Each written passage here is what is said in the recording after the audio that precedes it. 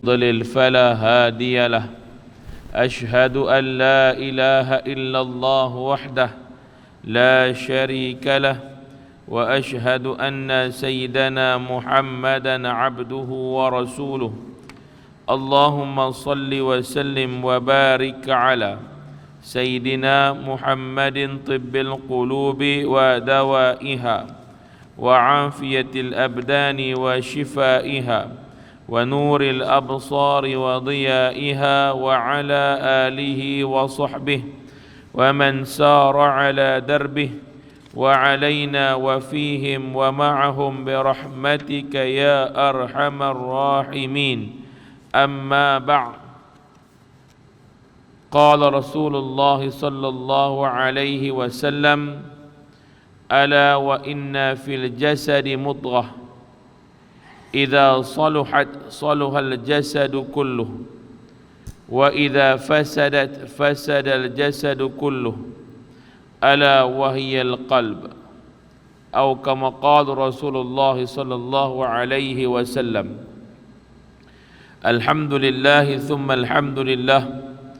Bersyukur kita kepada Allah Subhanahu wa taala dengan keizinannya, limpahan rahmatnya, taufiknya serta hidayahnya yang memberikan kepada kita kesempatan, ruang demi ruang, peluang demi peluang. Sampailah hari ini dah habis dah sebulan puasa. Allah Ta'ala bagi kat kita sempat habis sebulan puasa, kemudiannya diberikan pula peluang untuk kita menyambut kemenangan dengan Aidil Fitri. Habis dah Aidil Fitri, sambung pula dengan puasa 6. Lepas puasa 6 sambung pula raya pun sebulan. Orang beraya sehari, kita raya sebulan. Dia buat pula dengan sambutan Aidil Fitri pun sebulan. Jenuh atok. Kemudiannya pula ada orang qada pula lagi. Kalau tak sambut, tak dapat sambut raya, masa raya tak sempat nak buat Aidil Fitri, dia sambung pula, dia qada. Zulqa'dah ke, Zulhijjah ke, dia akan sambung qada balik. Menunjukkan kepada kita tuan-tuan betapa nikmatnya Allah bagi kat kita.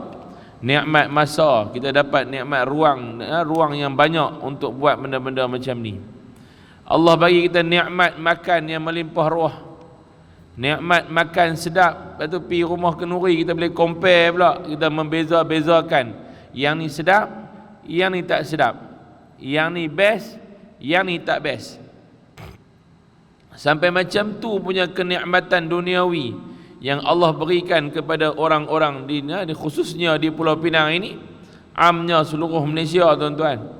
Punya nikmatnya kita mendapat kebahagiaan, makan sedap, duduk sedap, ruang-ruang waktu yang paling sedap boleh kita duduk tuan-tuan.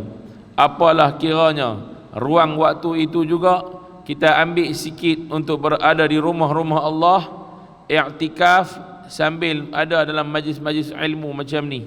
Moga-moga tuan-tuan ruang masa yang kita luangkan ini Allah berikan kita tuan-tuan kebahagiaan dunia dan kebahagiaan akhirat.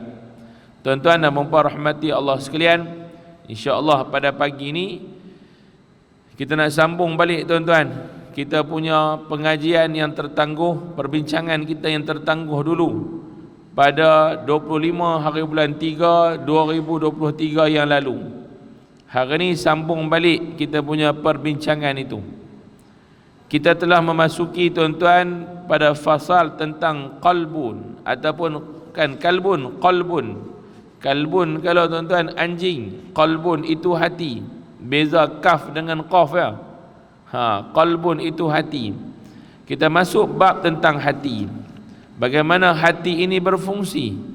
Bagaimana hati ini dipandang oleh Allah Subhanahu wa taala? Tempat jatuhnya pandangan Allah. Bagaimana hati manusia itu diukur oleh Allah Subhanahu wa taala? Adakah hanya dengan perbuatan semata-mata kita diukur, ataupun manusia memandang pada perbuatan? Kita buat dengan perbuatan yang nampak, tapi kalau hati kita lain pun tak dikira. Adakah begitu kiraannya kita dengan Allah Subhanahu wa taala? Maka di situlah tuan-tuan yang disebutkan oleh Nabi kita sallallahu alaihi wasallam, iaitulah qalbun itu raja bagi sekalian anggota. Seluruh anggota badan manusia ini, rajanya adalah Al-Malikul A'dha.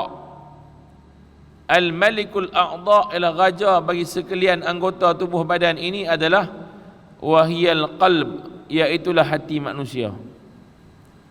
Sebab itu tuan-tuan, Nabi SAW menyebutkan, innallaha ta'ala la yanzuru ila suwarikum wa innama yanzuru ila qulubikum wa a'malikum.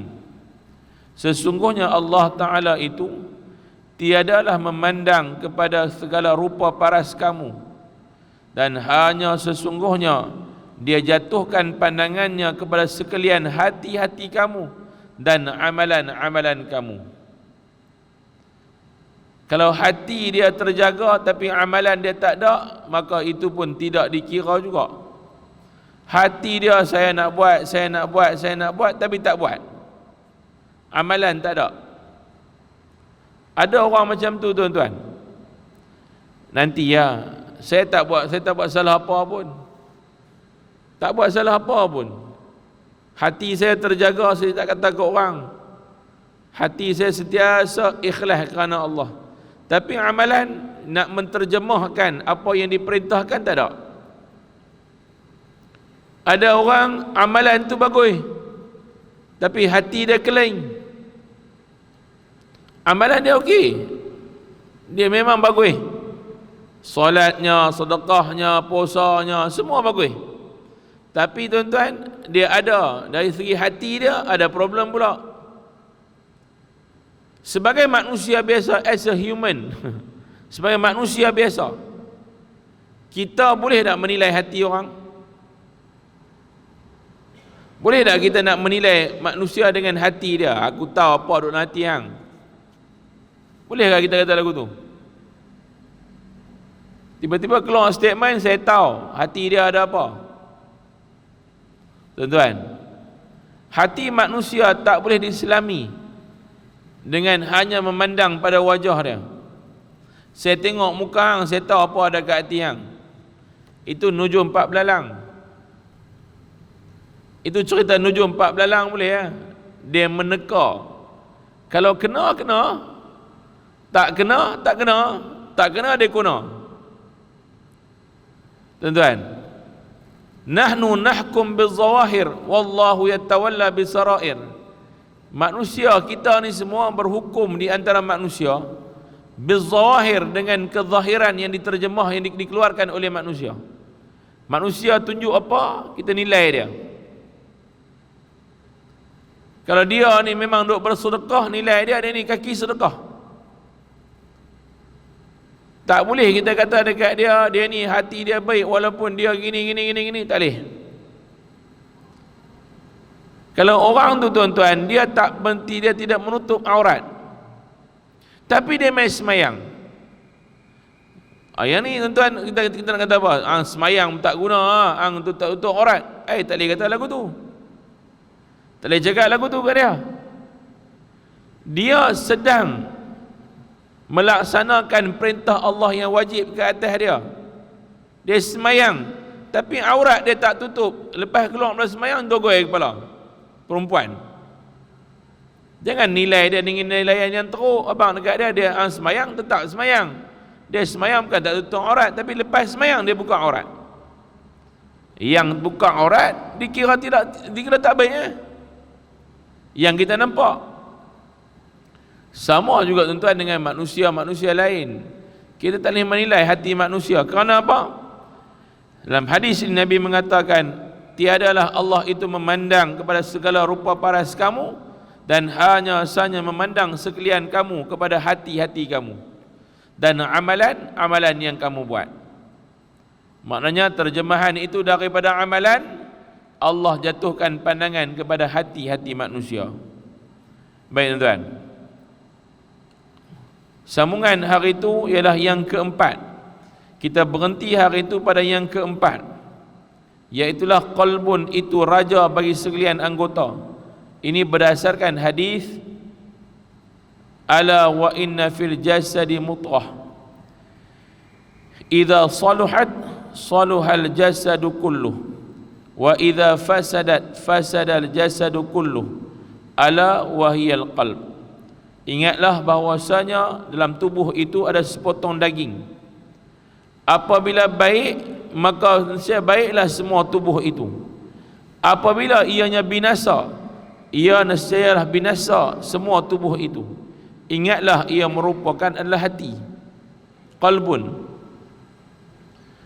Kalaulah hati ini tuan-tuan dia baik, baik semua. Kalaulah dia ni buruk, buruk semua. Ini hati manusia tuan-tuan. Baik. Dan apabila baik kalbu itu menjadi asbab bagi baik segala anggota, nescaya wajib atas kita bersungguh-sungguh pada membaikinya dan memeliharakannya daripada segala kebinasaan. Maksudnya apa tuan-tuan? Wajib atas kita bersungguh-sungguh pada membaiki hati ini dan memeliharakannya daripada segala kebinasaan. Pelihara hati baik-baik. Apa cara nak pelihara hati baik-baik? Tuan-tuan, nanti tengok pada belakang ni dia ada apa cara untuk menjaga hati bagi jadi baik ni. Tuan-tuan, baik, yang keempat, qalbun itu tempat taruh bagi segala sifat kepujian. Ni yang keempat ni, apa kelebihan dia, apa cara nak memelihara qalbun daripada kelakuan tercela? Apa cara? Yang keempat, tempat taruh bagi segala kepujian seperti iman. Seperti mana iman, seperti mana ma'rifat, seperti mana tawakal, redha dan ilmu pengetahuan. Ni tempat taruh. Hati ni tempat simpan, tempat letak. Letakkan keimanan kat situ, letakkan tempat makrifat. Tempat apa lagi? Tempat ilmu pengetahuan, tempat tawakal, tempat keredaan, tempat ilmu pengetahuan. Ni tempat hati ni tuan-tuan. Maka patut sangat bagi pertaruhan yang seperti ini dipeliharakannya daripada segala kelakuan yang dicela dan dijaga daripada seteru iaitu syaitan. Hati kena dijaga elok-elok daripada seteru manusia. Seteru manusia siapa? Syaitan tuan-tuan. Yang kena jaga elok-elok ialah hati ini daripada bisikan-bisikan syaitan.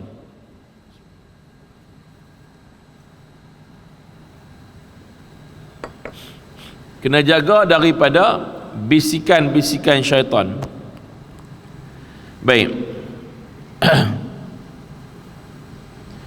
Ada orang kerap pada hujung-hujung ni, jenis ada satu sakit, jenis sakit dia mai, dia kata dia duk dengar bisikan, dia dengar ada orang duk cakap dekat dia, ada orang duk cakap dekat dia, duk habaq dekat dia berkaitan dengan hang ni tak guna, hang tak guna jadi orang Islam, hang tak guna jadi orang yang menyembah Allah. Ada tuan-tuan. Dah 2-3 orang tuan-tuan, kalau 2-3 orang ramai jugalah. Yang mai dia kata anak dia duk dengar orang bisik, duk dengar orang cakap, kata dia tak boleh, dia ni tak berguna, dunia dah nak kiamat, hang duk buat apa lagi. Dia mai bisikan satu, dia bisik tentang dia ni tak guna. Hang apa guna untuk dunia ni, lebih baik hang mati. Dia nampak bangunan tinggi, kau naik bangunan tinggi, dia akan dengar bisikan hang pergi duduk tepi tu terjun.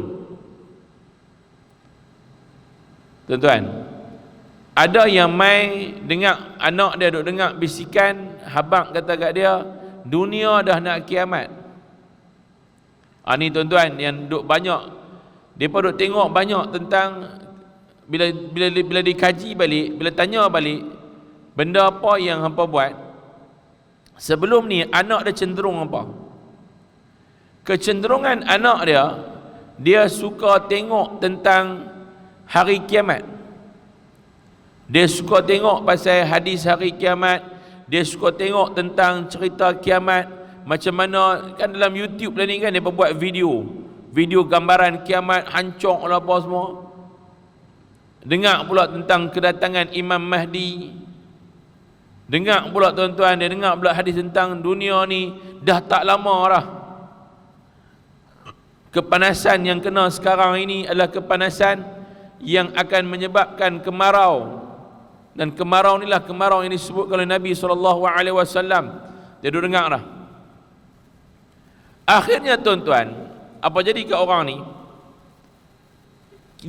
Kita akan dengar apa dia cakap tu macam okey lah, peringatan untuk diri dan dengan semua orang. Bagus tuan-tuan. Memang kita kena ingat tentang kiamat, ingat tentang mati. Memang kena ingat.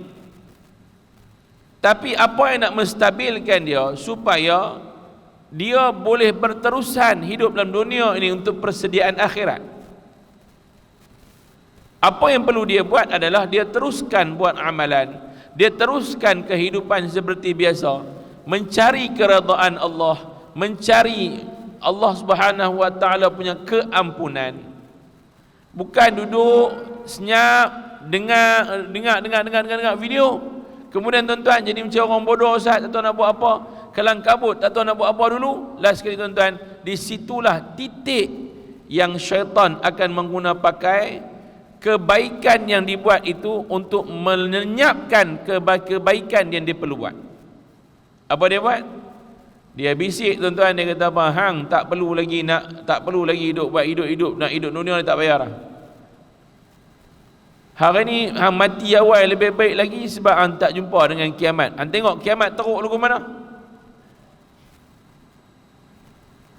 Tuan-tuan, yang mai 2-3 orang benda yang sama. Bila tanya balik tuan-tuan, jawapan dia ialah depa syok dengar tentang kiamat ni. Nabi kata apa? Di pengakhiran dunia ni, walaupun hang dah kiamat dah nak sampai dah ni, di tangan kamu ada sebiji kurma. Di tangan kamu ada biji kurma, atau bukan sebiji kurma, ada biji kurma. Maka biji kurma tu pun hang tanamlah. Sebab apa? Hang tak tahu bila nak tutup dunia ni. Cari manfaat dia. Walaupun dengan sebiji kurma duduk. Bukan duduk tak buat apa. Bukan duduk tunggu kiamat mai bila. Bukan duduk hanya semata-mata dengar tanda-tanda kiamat, tunggu tanda-tanda kiamat, cari tanda-tanda kiamat, akhirnya tak ada amalan apa kita buat, berhenti daripada beramal, syaitan masuk tanpa, ni nama dia beramal tanpa ilmu. Dia dengar, tapi tuan-tuan, tiada amalan yang dia sertakan ketika mana ilmu itu sampai. Sebab tu tuan-tuan, syok dengar tak apa, tapi jangan jadi orang yang tidak tahu nak guna macam mana. Bukan seorang tuan-tuan, 2-3 orang, lebih pada 4-5 orang tuan-tuan duk mai, benda yang sama berlaku. Anak dia jadi macam orang anxiety, suami dia jadi macam anxiety, isteri dia tak mau pergi kerja dah, tak mau. Kalau yang anak perempuan macam orang jadi macam orang kerasukan ni. Tengok, dia duduk kerja seorang hamba Allah, dia duduk kerja tuan-tuan, dia duduk tempat tinggi, kerja tempat tinggi. Dia duduk kat atas jaga kaunter apa kat tempat yang tinggi. Dia duduk dengar orang bisik dekat dia, suruh terjun. Suruh terjun. Tak guna hidup dah, dunia nak kiamat dah. Tuan-tuan, hari ni ramai orang kena penyakit ni. Tanya doktor-doktor psikiatrik, Tanya pakar sekretari, berapa ramai orang pergi jumpa dengan dia dengan soalan dan jawapan yang sama. Kami dengar bunyi bisikan. Ada orang kena bisikan bukan sebab dia duk fikir kiamat. Dia pergi cari dadah. Dia ambil dadah dengar bisikan, yang tu cari sendiri. Tuan. Yang kelima, qalbun itu tempat ilham daripada para malaikat dan tempat was-was bagi syaitan. Kita kena tahu, hati ni tempat ilham baik-baik. Sebab tu tuan-tuan, kita minta doa ke Allah Ta'ala, ya Allah, kurniakanlah kami ilham-ilham yang baik. Minta idea-idea yang baik. Doa banyak-banyak tuan-tuan, ilham-ilham yang baik untuk membangunkan Islam, agar kami tidak menjadi sebahagian daripada makhluk yang merosakkan agama. Kita tak mau kita ni tuan-tuan jadi sebahagian daripada perosak agama, ejen perosak agama. Macam mana kata ejen perosak agama? Ejen perosak agama, agama ni dipandang hina kerana kita. Agama dipandang rendah pasal kita. Kita penyebab orang pandang agama ni dengan pandangan yang tak elok. Baik tuan. Ni yang kelima. Dan tempat was-was bagi syaitan. Tempat syaitan bagi was-was. Was-was, jangan ingat pasal penyakit was-was. Was-was dalam erti kata, kita buat sesuatu tanpa keyakinan. Dia bagi kita jadi taraddud, dia macam orang serba salah. Nak mai ke tak mai? Nak mai tak mai? Tak payah mai lagi lah, masa banyak lagi. Mandi hadas. Tuan-tuan, antara tempat yang syaitan cukup suka kacau adalah tempat mandi hadas. Dia mandi hadas, dia kata apa? Dia ni mandi-mandi dah habis dah. Saya keluar tuan-tuan, dia tanya, tadi aku niat tak? Dia kacau kat situ. Tadi aku niat tak niat tak? Allah, masuk balik tandas, mandi lagi. Habis mandi dia kata, tadi aku bola ayam kat kuku-kuku aku masuk tak? Terlupa. Masuk balik. Dia mula. Antara tempat-tempat yang suka semayang. Tengah semayang tuan-tuan, kita ni orang tak fokus. Kita pula semayang tak tahu makna solat. Kita tak mau cari, tak mau usaha nak bagi faham semayang ni dengan makna-makna yang baik. Allahu Akbar, Fatihah kita tak tahu, doa iftitah kita tak try untuk faham. Hari ni terjemahan banyak. Nak menghayati solat, kena faham apa yang kita bacakan dalam solat. Berapa ramai tuan-tuan yang hadir hari ni pagi ni, dia faham makna doa iftitah. Dia tahu doa iftitah itu Nabi baca ketika mana, sahabat Nabi ketika baca, Nabi dengar sahabat baca doa iftitah. Sebab tu dia panggil iftitah, pembukaan, buka. Sebab ketika mana para sahabat, seorang sahabat ni baca, lepas dia baca tuan-tuan, habis semayang, Nabi tanya, siapa baca tadi? Kawan ni tuan-tuan, dia kata, saya baca. Dia kata, aku tak pernah tengok futihat abwabus sama, ketika mana doa kamu baca tadi tu, Allah buka pintu-pintu langit ni nak menerima semua doa. Sebab itu Nabi kata, bacalah. Kita faham dah makna doa iftitah. Nombor satu, faham dah doa kita baca ketika mana kita lafazkan tasbih, subhana rabbiyal a'la wa bihamdi, subhana rabbiyal azimi wa bihamdi. Kita tahu tak bacaan kita, mana kita baca Allahumma ghfirli, Ketika mana kita baca doa ketika duduk antara dua sujud, Rabbighfirli warhamni wajburni warfa'ni warzuqni wahdini wa'afini wa'afu anni. Kita baca doa qunut.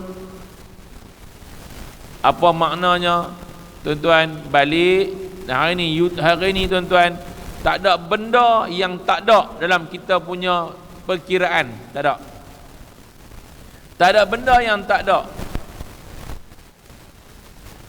Tuan, ada satu hamba Allah, saya tengah duduk kuliah macam ni. Dia duduk depan, dia dengar kuliah. Kemudian tuan-tuan, bila dia dengar kuliah, sambil duduk dengar tu, dia search Google. Yang saya sebut tu, dia search Google terus. Dan dia tengok balik apa yang saya cakap itu betul tak betul. Ada ke tak ada? Sampai tahap tu hari ni punya teknologi tuan-tuan. Habis semua, dia abang kat saya, Ustaz sebut tadi tu Ustaz, tepat pada sekian. Terima kasih Ustaz. Kita punya kepala dah fikir apa? Ang semak aku ke apa? Kalau saya fikir tak elok. Tapi bila saya dari satu sudut, apa dia? Kawan ni betul-betul nak mengaji. Bukan dia nak semak saya, tapi dia betul-betul nak mengaji. Sebab tu tuan-tuan, nak main mengajak, dia tak boleh mengajak modong lagu tu. Sebab di antara tuan-tuan ada orang-orang alim, ada orang yang boleh search, cari benda-benda macam ni. Kalau duduk depan ustaz pun boleh cari. Maknanya apa? Dia balik ke rumah, tentu nak cari pasal makna bacaan duduk antara dua sujud, supaya ketika baca doa ini tuan-tuan meleleh air mata. Sebab tuan-tuan faham, dalam bacaan duduk antara dua sujud, doa itu menutup keaiban kita, tutup keaiban kita, minta Allah ampun kita, Allah kesian tengok kita. Bayangkan kalau orang tu faham. Sebab itu panggil dia fokus, khusyuk.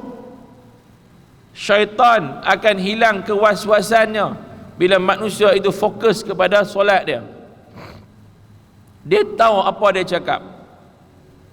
Baik tuan-tuan,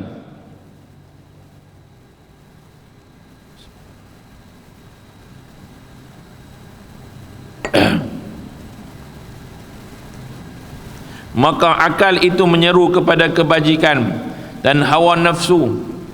Qalbun tempat ilham daripada para malaikat dan tempat waswas bagi syaitan. Dan lagi qalbun itu tempat berperang akal dan hawa nafsu. Yang menentukan akal dan hawa nafsu punya cadangan ilham ialah hati. Last sekali hati akan kata ya ataupun betul, ya ataupun tidak. Maka akal itu menyeru kepada kebajikan dan hawa nafsu itu menyeru kepada kejahatan. Dengar elok. Akal itu menyeru kepada kebajikan, hawa nafsu menyeru kepada kejahatan. Maka sepatutnya tiada dilalaikan daripadanya. Tambahan pula kesalahan qalbun itu lebih besar, sekurang-kurangnya ia keras tiada menerima pengajaran dan kesudahannya dia jadi kufur. Tiadakah engkau pernah dengar firman Allah Ta'ala, aba wastakbara wa kana minal kafirin? Maka ia enggan dan takabur dan jadilah ia dari golongan yang kafir. Maka takbur itu dia akal ke, dia hawa nafsu ke, ataupun dia adalah merupakan hati? Takbur. Orang yang takabur, dia mai daripada mana? Hati manusia ke? Hati ke? Ataupun dari akal dia ke? Ataupun daripada hawa nafsu dia? Takbur datang daripada hati. Dan menyebabkan takbur itu tuan-tuan, apa jadi pada syaitan, pada iblis laknatullah Azazil? Apa penyebab pertama tuan-tuan Azazil dikeluarkan daripada syurga? Jadilah ia aduwwum mubin, musuh paling nyata. Apa penyebab utama? Penyebab utama dalam surah Al-Baqarah sebutkan aba Dia tak mau. Dia tidak akur. Dia tak akur, dia tak mengaku, dia tak mau. Aba. Wastakbara. Takat tak mau tak apa lagi. Takabur pula. Khalaqtahu min tin wa khalaqtani minan nar min nar. Ya Allah, macam mana saya nak sujud dekat dia? Kamu jadikan dia daripada tanah, dan kamu jadikan aku daripada api. Macam mana api nak sujud dekat tanah? Dia membanding-banding bezakan antara makhluk, membandingkan taraf makhluk.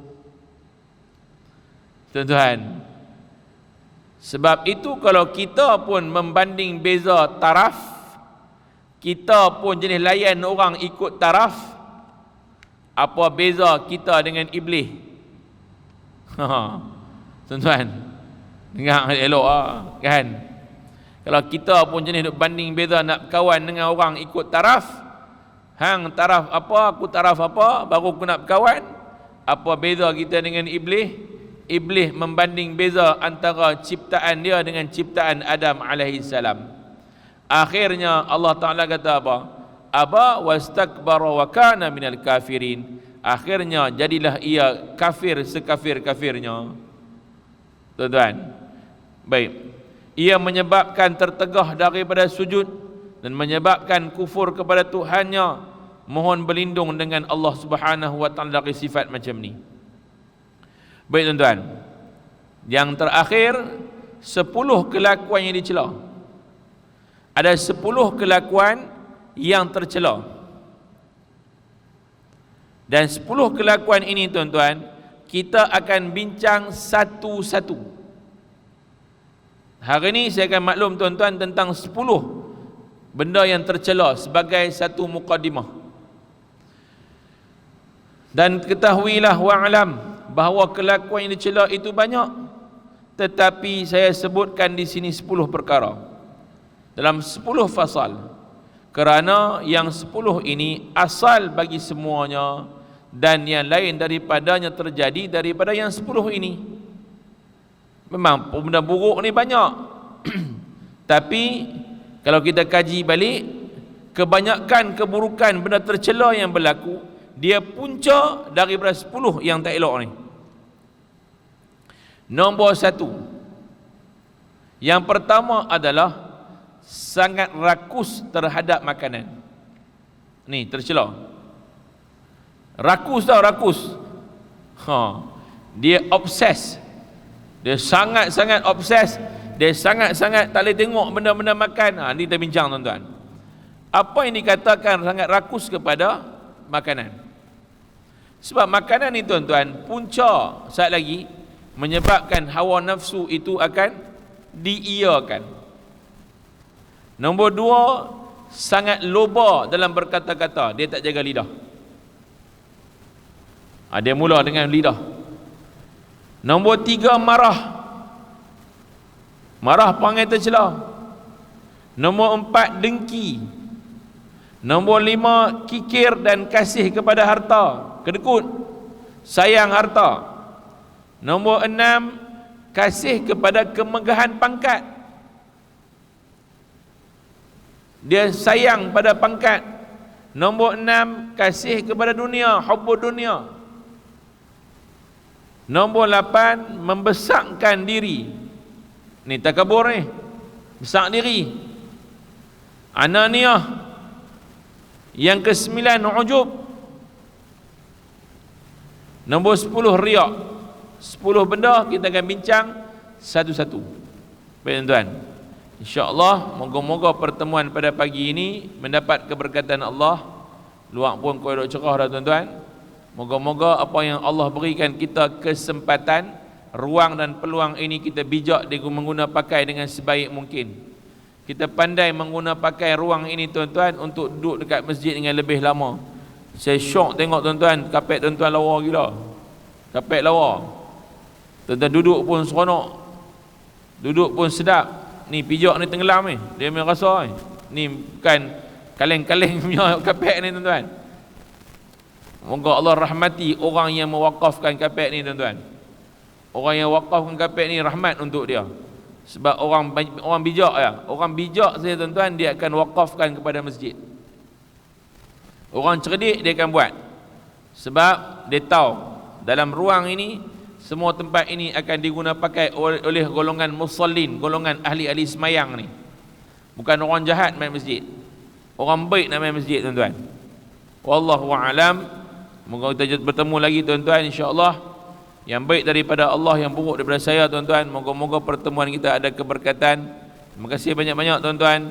Wa aqulu qawli hadza wa astaghfirullahal azim li wa lakum. Wassalamu alaikum warahmatullahi wabarakatuh.